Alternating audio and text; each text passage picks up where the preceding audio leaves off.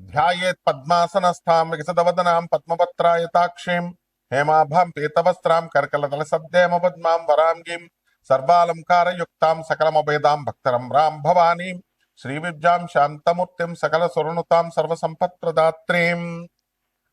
శ్రీ బెజవాడ కనకదుర్గాదేవ్యై నమ. శ్రీ దుర్గామల్లీశ్వరాభ్యాం నమ. మనము సాధనలు చేస్తూ ఉంటారు ప్రతి ఒక్కళ్ళు కూడా. ఈ శాంతులు ఏమండి, మా గ్రహాలు పుట్టినప్పుడు నక్షత్రం బాలేదండి, లేకపోతే నక్షత్ర శాంతి చేయించామండి, గ్రహాలు బాలేదన్నారండి, లేకపోతే మా ఇంట్లో వాళ్ళు ఎవరో చచ్చిపోయారండి, ఇంట్లో చచ్చిపోయాడండి అందుకని ఇల్లు సంవత్సరం అంతా ఖాళీ చేస్తామండి, తర్వాత పితృదోషాలు అన్నారండి ఏమండి అక్కడికి దానికోసం అని చెప్పేసి గోకర్ణ వెళ్ళి చేయించమన్నారండి. అలాగా మేము చేయించామండి కానీ ఫలితాలు లేవు. కాలసర్ప దోషం అన్నారండి, శ్రీకాళహస్తి వెళ్ళామండి, లేకపోతే త్రయంబకేశ్వరం గుడికి వెళ్ళామండి, ఇవన్నీ లక్షల రూపాయలు ఖర్చు పెట్టామండి. అండ్ లాస్ట్లో ఆఖరిగా అడుక్కు తిని మీ దగ్గరకు వచ్చామండి.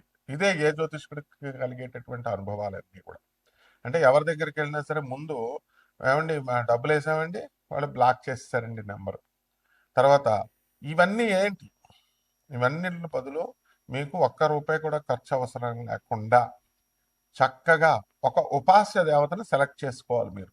ఏదో ఒక దేవుడు, బ్రహ్మో విష్ణువో శివుడో లేకపోతే ఈ యొక్క అమ్మవారో, ఇలా వీళ్ళందరూ కూడా prime minister level president level అనుకోండి, ప్రోటోకాల్ ఉంటుంది కదా, వాళ్ళని కలవలేరు మీరు వెళ్ళి. కింద వాళ్ళంతా సెక్యూరిటీలు, చీఫ్ సెక్రటరీలు, వీళ్ళు వాళ్ళు అంత పెద్ద తతంగా ఉండదు ప్రోటోకాల్. కాబట్టి చిన్న దేవతల్ని సెలెక్ట్ చేసుకుంటున్నారు ఈ మధ్యకాలంలో. ఎవరు ఆ దేవతలు అంటే క్షేమతరమైనటువంటి దేవతలు. ఇప్పుడు మనకి మానవ జన్మ కంటే కూడా పై లెవెల్ ఉన్నటువంటి ఎనర్జీస్, మానవ జన్మ మనం ఎనర్జీయే, దానికంటే హైయర్ ఎనర్జీ ఎవరు? యక్ష, గంధర్వ, కిన్నెర, కింపురుష, అప్సరస, ఆ తర్వాత దేవతలు, తర్వాత వాళ్ళకంటే పెద్ద బ్రహ్మ విష్ణు మహేశ్వరులు, ఆది పరాశక్తి. ఇలా ఏవైతే మన పురాణాల్లో వర్ణించబడ్డాయో, వేదాల్లో, శాస్త్రాల్లో, ఇతిహాసాల్లో, మరి ఇవన్నీ కూడా. అంతేగాని వాటిని చేయాలి కానీ కరాంగుళి మాలలు వేదాల్లో ఇతిహాసాల్లో ఉన్నాయని ఒక అమ్మాయి పబ్లిసిటీ చేస్తుంది. వేదాల్లో ఇతిహాసాల్లో కరాంగుళి మాలలు ఉంటాయి అసలు? కాబట్టి ఇదిగో మీరు కోటీశ్వరుడు అయిపోవాలా, ముందు మీరు ఈ మాల వేసేసుకోండి అని పబ్లిసిటీ ఇస్తుంది. ముందు ఆమె కోటీశ్వరాలు అయిందో లేదో మీరు అడగాలి. ఆ బుద్ధి మీకు ఉండాలి. ఫస్ట్ చెప్పాడంటే ఈ మాల వేసేసుకోండి, ఉంగరం పెట్టేసుకోండి, అలాగే ఈ యొక్క జాతి రత్నం పెట్టేసుకోండి అని ఫస్ట్ నువ్వేంట్రా, నువ్వు అయ్యావా లేదా ఫస్ట్ మాకు చెప్పు అని అడగాలి. సో వీటితో అన్నిటితో కూడా సంబంధం లేకుండా యక్షిణీ దేవత ఆరాధన అనేటటువంటిది ఒక్క రూపాయితో కూడా ఖర్చు లేకుండా చేసుకునేటటువంటి సాధన. ఈ ద్వాదశ రాశుల వారు కూడా ఏ రాశుల వారు యక్షిణి సాధన చేస్తే బాగుంటుంది, ఏ రాశుల వారు కిన్నెరల సాధన చేస్తే బాగుంటుంది, ఏ రాశుల వారు అప్సరస సాధనలు చేస్తే బాగుంటుంది, లేకపోతే మొత్తం 12 మంది కలిసి బ్యాచ్ల కింద డివైడ్ అయ్యి యక్షిణీలు చేద్దామా, లేకపోతే అప్సరసలు చేద్దాం, మీ ప్రాబ్లమ్స్ని బట్టి సొల్యూషన్ అనేటటువంటిది ఉంటుంది. ఇందులో మేము మంత్రాలు చెప్తుంటే ఒక ఆయన ఫోన్ చేసి ఏమన్నా గురువు గారు మీరు చెప్తున్నట్టుగా మంత్రంతో సహా మీ ఫోటో తీసానండి, నాకు కొంతమంది శిష్యులకు ఉన్నారండి, పోలీస్ ఆఫీసర్లకు కూడా నేను ఆ మంత్రాలు పంచుతున్నానండి, ఎవరు చెప్పండి నేను పంచమని, మీకు రక్తచందనం ఇస్తానండి, ఏదో పంపిస్తానండి, మీ అడ్రస్ పెట్టండి, పోస్ట్ చేసేస్తాను, కొరియర్స్ చేసేస్తాను అన్నాడు. ఇలాంటి వాళ్ళని నేను 100 మందిని చూస్తాను. ఇంకొకడు నేను పీఠం పెట్టానండి గురుగారు, మీరు రావాలండి, అక్కడ నా శిష్యులకి నేను ఇచ్చేస్తున్నానండి, మంత్రోపదేశాలు నేను చేసేస్తున్నానండి, ఇవన్నీ ఏమీ సిద్ధించవు.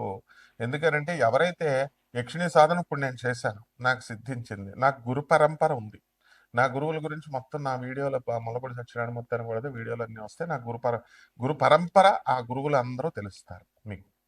ఆ గురు పరంపరలో గురుముఖతానే నేర్చుకోవాలి ఇవి. అయితే మరి ఎంకరేజ్ చేయాలి కదా, గురుముఖత నేర్చుకోండి అంటే ఆదిశంకరుని ఫోటో పెట్టుకోండి, కృష్ణుడి ఫోటో పెట్టుకోండి, జగద్గురు చేసుకోండి అన్నాం. మరి చేసుకోండి అంటే ఇలాంటి వాళ్ళు వస్తారు, వీళ్ళు అనమాట మెయిన్ చీడ పురుగులు అంటే వీళ్ళే. ఎంతవరకు ఆ కొరియర్ వచ్చింది లేదు, రక్తచందనం లేదు, మొత్తం 63 క్షేత్రాల నదుల నీళ్ళండి అన్నాడు. ఒక క్షేత్రం నీళ్ళు కూడా ఉండవు. సో ముందు ఇవన్నీ భ్రమల నుంచి బయటపడేసేది యక్షిణి. ఎందుకంటే యక్షిణి దేవత భ్రమలకే భ్రమ, మాయలకే మాయ, కామరూపి ఆమె. ఆ తర్వాత పనికి మాలిన వాళ్ళందరూ వచ్చి యక్షిణీల్ని బ్యాడ్ పబ్లిసిటీలు చేసేసి యక్షిణీలు పీకుతుంటాయి, చంపేస్తాయి, తర్వాత సంభోగం చేస్తాయి మీతో వచ్చి. ఇలాగా భార్యని భక్షిస్తాయి. ఆ ఆ, ఇలా ఎవడు ఇష్టం వచ్చినట్టు వాడు చెప్తున్నారు. ప్రతి దానికి కూడా సృష్టిలో ఒక క్రమబద్ధీకరణ అనేటటువంటిది ఉంటుంది, ఒక ఆర్గనైజ్డ్ గా కమిట్మెంట్ అనేటటువంటిది ఉంటుంది. ఏంటంటే ఇప్పుడు ఆ యక్షులను తినాలనుకోండి, మీరు పిలిస్తేనే వచ్చి తినాలా, మిమ్మల్ని ఊరి మీద పడిపోయి తినవా? బలులు కావాలనుకోండి అమ్మవార్లకి, బలులు మీరు ఇస్తేనే, నువ్వు ఒక కోడి పెట్టను కొని, కోడి పుంజును కొని నువ్వు ఇస్తే ఆ అమ్మవారు తింటదా? లేకపోతే ఆమె పీక్కొని తినలేదా? ఆమె వచ్చేసి ఊరి మీద పడి కోళ్ళని మేకలు కాదు మనుషులు పీక్కుని తినేస్తుంది. కాబట్టి ఇదంతా కూడా నాన్ సెన్స్ అనమాట.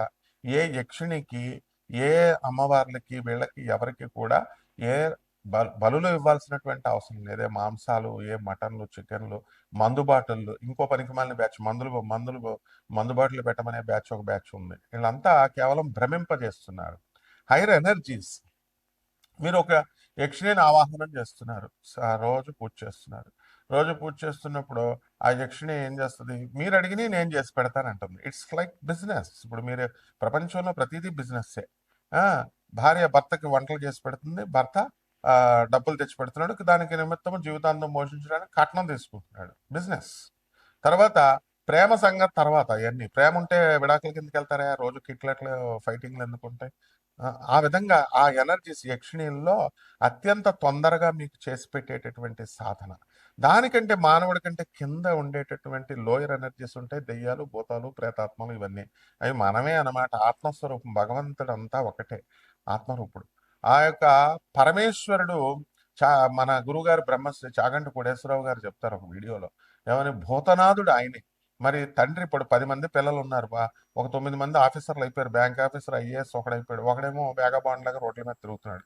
వదిలేసుకుంటాడా రౌడీ షీటర్ అయితే? వదులుకోడు కదా తండ్రి. ఆ విధంగా భూతాలు, ప్రేతాలు, ఆత్మలు, దెయ్యాలు ఇవన్నీ కూడా శివుడి సంతానమే.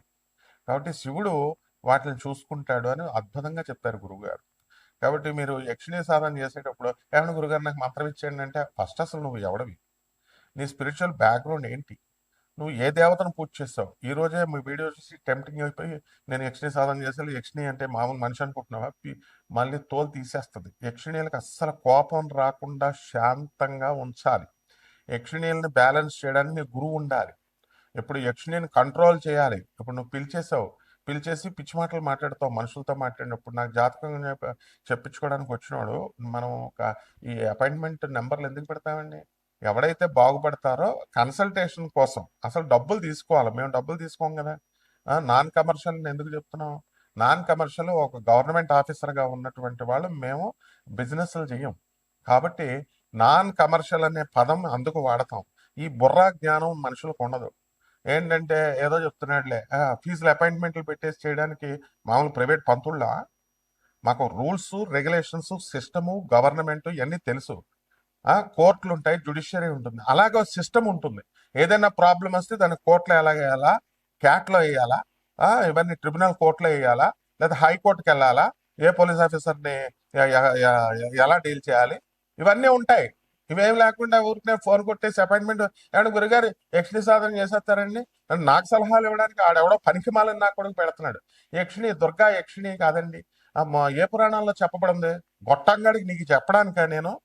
నువ్వు ఏ పురాణంలో ఉందానికి చెప్పడానికి? దుర్గాదేవి కాళరాత్రి రూపంలో, యక్షిణి రూపంలో ఉంటుంది. యక్షస్వరూపాయ జటాధరాయ అంటే మన శివుడు కూడా నాగేంద్రహారాయ త్రిలోచనాయలో చదువుకో. యక్షస్వరూపాయ జటాధరాయ, యక్షుడు రూపంలో ఉంటుంది. ఆ తర్వాత రెండవది ఏమిటంటే కుబేరుడు యక్షుడు, యక్షులకు రాజు. కుబేరుడు వచ్చి పీకు తింటాడా? ఎక్కడన్నా చరిత్రలో ఉందా? కుబేరుడు బుద్ధి జ్ఞానం లేనటువంటి యూట్యూబ్ లో చెప్పే దొంగ పండితులు కుబేరుడు యక్షుడా కాదా, యక్షరాజా కాదా యక్షులందరికీ? ఆయన ఎప్పుడన్నా ఎవరినన్నా పురాణంలో ఎక్కడన్నా తినేశాడా? చెప్పండి. రావణాసురుడు పులస్త్య బ్రహ్మ మానవుడు, రాక్షసులు తినేస్తారు. రావణాసురుడు ఎవరన్నా పిక్కుని తిన్నట్టు బకాసురుడిలాగా ఎవరన్నా మనిషిని అన్నది ఉందా? అంటే రాక్షసుల్లో కూడా కేటగిరీస్ ఉంటాయి. ఇదంతా ఉపాసన నేర్చుకోవాలి, దీని గురు పరంపర అవసరం. అంతేగాని మేమిస్తే మంత్రాలు మీరు అమ్ముకొని బిజినెస్లు చేసుకోవడానికో, లేకపోతే మీరు ఉపదేశాలు చేయడానికి తీసుకున్న గొట్టంగాడివి, ఇచ్చే గొట్టంగాడివి నిన్ను ఇద్దరిని రెండు పీక్కు తినిపారు దొబ్బుతాయి అనమాట. సాధనలు చేసేటప్పుడు ఎప్పుడూ కూడా గురుముఖత అందుకు అవసరం అంటారు. గురువు అనేటటువంటి వాడు, ఇప్పుడు మాకు బెజవాడ కనకదుర్గమ్మ తల్లి మేము పిలిస్తే వస్తుంది. ఎస్, అవును, నేను దత్తాత్రేయుడి చెల్లెల్ని, నేను దత్తాత్రేయుడిని అక్కన ఒక ఆవిడ, లేకపోతే మాకు నిజంగానే పూనకాలు వచ్చేస్తున్నాయి, లేకపోతే అమ్మవారు నాతో మాట్లాడేస్తుంది, చాటింగ్ చేసేస్తున్నాం, ఇలా పనికిమాలని అనుకున్నారా ఏంటి? ఉపాసన మంత్ర తంత్ర శాస్త్రాలు అక్షరమాల అక్షరమాలం కృతే ఐం బదబద వాగ్వాదిన్యై స్వాహ మాం గృహాణ గృహాణ ఐం బదబద వాగ్వాదిన్యై స్వాహ క్రీం క్రీం క్రీం హూం. మకర రాశి, ఈ మకర రాశి వారికి అందరికీ కూడా మనకి అష్టమంలో కేతు నడుస్తున్నాడు. Just the wonderful symbol what we want. ఈ కేతు అనేటటువంటిది లోయర్ ఎనర్జీస్, ప్రేతాత్మలకు సంబంధించినటువంటిది. అసలు కంప్లీట్ గా మీ యొక్క పితృదేవతలకు సంబంధించినటువంటిది. అది అష్టమ స్థానంలో ఉన్నప్పుడే యక్షిణి సాధన అనేటటువంటిది బ్రహ్మాండంగా మీకు యోగిస్తుంది అనమాట. సో ఈ యొక్క మకర రాశి వాళ్ళకి అందులో జన్మంలోకి రవి, బుధ, కుజ, శుక్ర గ్రహాలన్నీ కూడా వచ్చున్నాయి. కుజుడు బ్రహ్మాండంగా ఉన్నాడు. మరి దానికి ఆ రాష్ట్రాధిపతి అయినటువంటి మకర రాష్ట్రాధిపతి అయినటువంటి శని మనకి మంచి విక్రమ స్థానంలో ఉండి బ్రహ్మాండమైనటువంటి ఫలితాలను మీకు ఇస్తున్నాడు. అందులో ఉన్నటువంటిది గురుడు మీనరాశిలో, కాబట్టి గురుడు నక్షత్రం. మరి ఈ రకమైనటువంటి కాంబినేషన్స్ వల్ల చక్కగా బ్రహ్మాండంగా మీకు సెట్ అవుతుంది. ఆదాయాలు బ్రహ్మాండంగా పెరుగుతాయి. ఇళ్ళు కొంటారు, స్థలాలు కొన్నారు, ఈఎంఐలు కడుతున్నారు, బ్యాంకులు 25 లక్షల రూపాయలు పెట్టి చక్కగా బ్యాంక్ అకౌంట్లే మీరు స్టార్ట్ చేయగలుగుతారు. తర్వాత ఈ రకంగా ఆ పిల్లలు లేనటువంటి వాళ్ళు పిల్లలు, స్థలాలు లేనటువంటి వాళ్ళ స్థలాలు అన్నీ కూడా బాగుంటాయి. అండ్ హోటల్ బిజినెస్లు, బట్టల బిజినెస్లు ఇవన్నీ చేస్తున్నటువంటి వాళ్ళు కూడా బ్రహ్మాండంగా ఉంటారు. అండ్ వివాహాలు కానటువంటి వాళ్ళకి ఫిబ్రవరి 1, 2024 సంవత్సరం దాకా కూడా మీకు వివాహాలు కావు. వివాహాలకు సంప్రదింపులు అవన్నీ కూడా చేయకూడదు. ఇంకా స్పీడ్ అని చేసుకోవడం కోసం ఇటువంటి ఏ సమస్య ఉన్నా సరే దాన్ని కేటగరైజ్ చేయాల్సినటువంటి అవసరం లేదు. ఆ యక్షిణి సాధన అనేటటువంటిది బ్రహ్మాండంగా మీ జీవితాల్లో వెలుగు నింపుతుంది. కాబట్టి ఈ యొక్క యక్షిణి సాధనకి చాలా జాగ్రత్తగా చేయాలి. పనికిమాలిన వాళ్ళు అందరూ చెప్తున్నారు యూట్యూబ్ లో, ఆ సోదంతా నా దగ్గర చెప్పొద్దు. ఎవరికైతే రియల్ గా మీ యొక్క ప్రాబ్లమ్స్ నుంచి సాల్వ్ కావాలనుకుంటున్నారు యక్షిణి సాధనలో నేను సిద్ధి పొందినటువంటి వ్యక్తిని, కాబట్టి డైరెక్ట్ గా what are the rules, what are the conditions అనేది ఖండిగా మేము చెప్తాం. తర్వాత ఈ యొక్క మకర రాశి వాళ్ళకి భార్యాభర్తల మధ్య ఈ యొక్క పోరాటం జరుగుతుంది కాబట్టి ఇగో పోరాటాలు అక్కడ భార్యాభర్తలు లాంటిది కాదు, యక్షిణి తోలు తీసేస్తుంది. కాబట్టి సహనము, డిసిప్లిన్ ఇవన్నీ నేర్చుకొని మన దగ్గరికి రావాలి. ఈ సాధనలో చక్కగా వటయక్షిణి అమ్మవారిని, అంటే వనదుర్గా రూపంలో అమ్మవారిని మీరు పూజ చేసినప్పుడు చక్కగా యక్షిణి మాత మర్రి వృక్షం మీద కూర్చొని ఉంటుంది. దెయ్యాలు కూర్చుంటాయి కదండి, అంటే రాక్షసులకి దేవతలకి మధ్య దేవతని యక్షిణి అంటారు. కండిషన్స్ ఉంటే ఆ కండిషన్స్ ప్రకారం మనం అప్లై చేస్తే రిజల్ట్స్ ఇస్తాయి. పెద్ద పెద్ద పేరున్నటువంటి స్వామీజీలు వీళ్ళంతా అవి చేసి అప్సర సాధనలు, యక్షిణి సాధనలు చేసి అంతంత నేములు వస్తాయి, ఊరికనే వచ్చేవి. చంద్రస్వామి అంటారు. ఎందుకంటారు? రాజగురువు అయ్యాడు. అవన్నీ ఎందుకు వస్తాయి? అవన్నీ కూడా. సో అటువంటి రాజగురువుల్ని మేము డైరెక్ట్ గా మా గురువు గారి హయాంలో మేమంతా కలిసాం. మన విజయవాడ భవానీ ఐలాండ్స్ లో చంద్ర రమేష్ గారు, ఓనర్ గారు, నేను చంద్రస్వామినే కలిసి చంద్రస్వామినే ప్రభావితం చేసినటువంటి వ్యక్తిని నేను. అలాగే మా ఊర్లో రామలింగ సిద్ధాంతి గారు, ఆయన్నే ఆకర్షించి పడేసినటువంటి ఆయన చేశాం. ఆయన చక్కగా శంకరదయాళ సినిమా ప్రెసిడెంట్ ఆఫ్ ఇండియాని రాజమండ్రికి రప్పించినటువంటి వ్యక్తి. నన్నయ్య, ఆదికవి నన్నయ్య విగ్రహాన్ని పెట్టించినటువంటి వ్యక్తి రాజమండ్రి గోకారం బస్ స్టాండ్ లో. సో సాధన మాకు ఎవరైతే కావాలనుకుంటున్నారో వాళ్ళు రండి చక్కగా. అండ్ ఈ యొక్క మకర రాశి వాళ్ళకి కేతు జపం చేసుకోండి, కేతు స్తోత్రాలు చదవండి. కేతు కిలోంపావు ఉలవల్ని, ఆవుపేట రంగు ఉన్నటువంటి వస్త్రాలను కానీ, మల్టీ కలర్డ్ వస్త్రాలను ఇచ్చి పేద బ్రాహ్మణులకి సోమవారం నాడు 8 గంటలకు దానం చేసుకోండి. దశమహావిద్యల్లో ఒకటైనటువంటి ధూమావతి అమ్మవారి యొక్క సాధన కూడా మీకు బ్రహ్మాండంగా. మనం సాధారణంగా ఏలినట్స్ అనే సమయంలో మన ఆరోగ్యాలు భంగం అవుతాయండి, ఆరోగ్యాలు ప్రాబ్లమ్స్ వస్తాయని నేను అనుకుంటాము. ఖచ్చితంగా మనకి ధనం మీద కానీ, లేదా ఆరోగ్యం మీద కానీ, లేదా మనశ్శాంతి మీద కానీ దెబ్బ కొట్టడం అనేటటువంటిది జరుగుతుంది. అలాగే శత్రు పీడ అనేటటువంటిది తప్పకుండా ఉంటుంది ఈ ఏలినట్స్ సమయంలో. అటువంటి శత్రువులు విజృంభించినప్పుడు వాళ్ళకి యక్షిణి మాతే సమాధానం చెప్పగలుగుతుంది. కాబట్టి ఈ యక్షిణి మాత అమ్మవారిని తల్లిలాగా మీరు చూసి ఆ లక్ష్మీ రూపంలో మీరు, లేదా దుర్గా రూపంలో మీరు కొలుచుకోవాలి. అందువలన ఈ ఏలినట్స్కి డెఫినెట్ గా మహాకాళి దశమహావిద్యల్లో ఒకటైనటువంటి మహాకాళి అమ్మవారి యొక్క ఉపాసన చాలా మంచిది కాబట్టి ఇక్కడ యక్షిని దుర్గామాత రూపంలో మనకి ఎక్కడ ఉంటుందండి అంటే గూగుల్ చూసుకోండి మీరు. ఎక్కడ ఎక్కడ వస్తుందంటే కాళరాత్రి రూపంలో వస్తుంది. కాబట్టి ఒక ఒక వ్యక్తి నన్ను అడిగాడు, అంటే అతను క్లారిఫికేషన్ ఇవ్వాలి కదా దుర్గాదేవి. తెలియకుండా అడిగేటటువంటి వాళ్ళకి ఆన్సర్లు ఇస్తాను నేను. తెలిసి అతి తెలివిలు ప్రదర్శించాలని తోలు తీసి పడేస్తాను, అందులో డౌట్ లేదనమాట. ఇది మంత్రతంత్ర శాస్త్రాలు చిన్నప్పటి నుంచి గురువులు కాళ్ళు పిసుకు నేర్చుకున్నటువంటివి. ఊరికనే ఫ్రీగా వచ్చేసి ఊరికనే వచ్చేవి. యక్షిణీ మాత యక్ష గంధర్వ కిన్నర కింపురుష సాధనలో సిద్ధి పొందినటువంటి వ్యక్తిని నేను. కాబట్టి ఈ యొక్క యక్షిణికి అమ్మవారికి మనం ఏం చేయాలండి అంటే ఏలినట్స్ కాబట్టి కాళరాత్రి రూపంలో మీరు పూజ చేసుకోవాలి. నల్ల నువ్వుల ఉండలు దానం చేయాలా అమ్మవారికి.